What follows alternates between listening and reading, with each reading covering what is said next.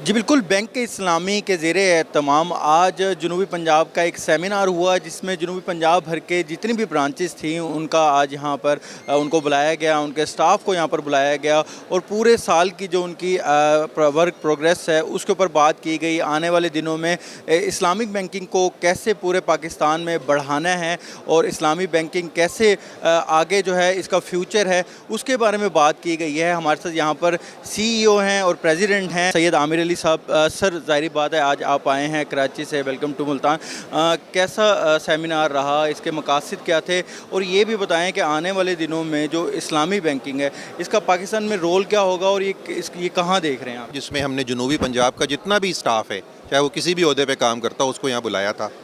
उससे बैंक के mission vision पे बात हुई, ऑब्जेक्टिव्स पे बात हुई और जो उन्होंने अच्छा परफॉर्म किया है, बैंक को यहाँ तक लाए हैं, उनमें जो उन्होंने मेहनत की है उसकी तारीफ़ भी की गई।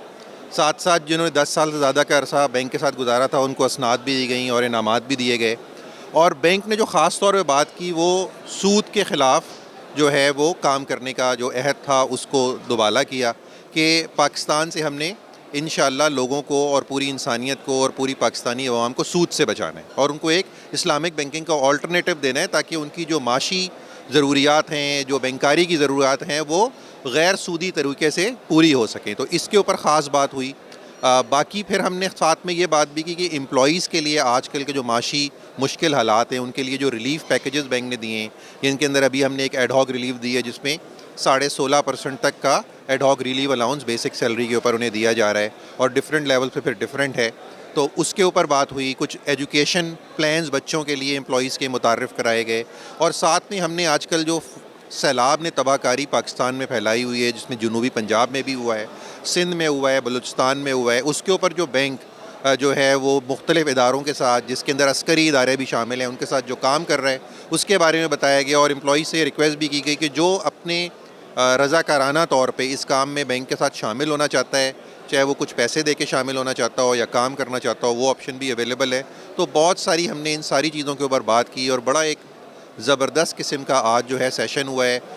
सारे एम्प्लॉइज़ ने भरपूर तरीके से इसमें पार्टिसिपेट किया है और हम ये समझते हैं जो बैंक इस्लामिक बैंकिंग की आपने जो बात की है पाकिस्तान में, क्योंकि पाकिस्तान एक इस्लामी मुल्क है, 95% के करीब आबादी मुसलमान है अल्हम्दुलिल्लाह इस मुल्क की, और साथ में जो सूद है उसको क्योंकि इस्लाम में बहुत शदीद मज़म्मत और ममानियत है और तमाम मुसलमान इस बात पे मुत्तफ़िक़ हैं।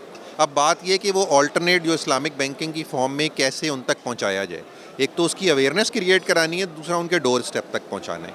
तो मैं समझता हूँ इस्लामिक बैंकिंग का पोटेंशियल तो 90-95% मार्केट शेयर का है जो आज 20% के लगभग है।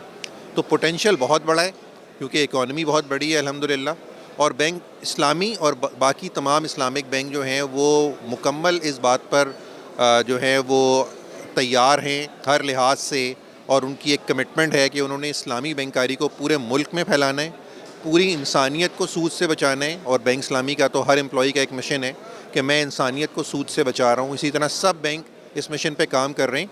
तो वो दिन दूर नहीं है जब बहुत जल्द तमाम पाकिस्तान की तमाम मईशत इस्लामी असूलों के तहत काम कर रही है। किन किन सेक्टर्स के अंदर आप लोग इन्वेस्ट कर रहे हैं? जैसे जनूब पंजाब में आप आए हैं तो यहाँ पर एग्रीकल्चर एक बहुत बड़ा सेक्टर है, हाउसिंग का एक बहुत बड़ा सेक्टर है। कहाँ कहाँ आप लोग एक तो इन्वेस्ट कर रहे हैं और दूसरा ये भी बताइए कि लोन्स की क्या जो है, अगर देखने वाले नाज़रीन हैं उनको आप बता सकें कि लोन्स कहाँ कहाँ किन किन सेक्टर्स को आप लोन दे रहे हैं और उससे कितने ज़्यादा आप लोगों का जो कस्टमर है वो बेनिफिट हो रहा है। पाकिस्तान में हाउसिंग फाइनेंस करने वाला सबसे बड़ा इदारा है, हमसे बड़ा कोई बैंक नहीं है, कोई और सरकारी या गैर सरकारी इदारा हमसे ज़्यादा हाउसिंग फाइनेंस में नहीं है। और ये बात ऑन रिकॉर्ड्स है स्टेट बैंक में, और जो मेरा घर मेरा पाकिस्तान स्कीम है उसके अंदर भी डिसबर्समेंट करने वाला सबसे बड़ा इदारा बैंक इस्लामी है। तो हर लिहाज से बैंक इस्लामी, और उसके पीछे एक मकसद है कि हमने लोगों को घर फराहम करना है। हम लोगों को हाउस फाइनेंस नहीं करते, हम इस मकसद से चलते हैं कि इस पूरी फैमिली को रहने के लिए एक छत मिले। तो ये एक बहुत बड़ा हमारा मिशन है और उसके रिज़ल्ट भी वैसे ही हैं कि हम ऑल्दो सबसे बड़े बैंक नहीं है लेकिन हाउसिंग फाइनेंस में हम सबसे बड़े बैंक हैं। फिर दूसरी बात हुई एग्रीकल्चर की। कुछ सालों से हमने एग्रीकल्चर पे बहुत फोकस किया है कि हमने उसकी फाइनेंसिंग करनी है, क्योंकि पाकिस्तान की तरक्की का दारोमदार या तो एग्रीकल्चर पे होना है या टेक्नोलॉजी पे होना है, ठीक है। तो उसके ऊपर हमारा बहुत फोकस है और उसका रिज़ल्ट ये है कि परसों जो स्टेट बैंक ने रिपोर्ट इशू की है उसमें उसने 4 कैटेगरीज़ की हैं बैंक की: large bank, medium size bank, small banks और माइक्रो फाइनेंस बैंक। اور ان سب کے جو بیسٹ پرفارمنگ بینک ہیں ہر کیٹیگری کے ان کے نام اناؤنس کیے. تو بینک اسلامی 4 میں سے ایک بینک ہے جس کا نام بیسٹ پرفارمنگ ایگریکلچر فائنینس کے اندر اناؤنس کیا ہے اسٹیٹ بینک نے.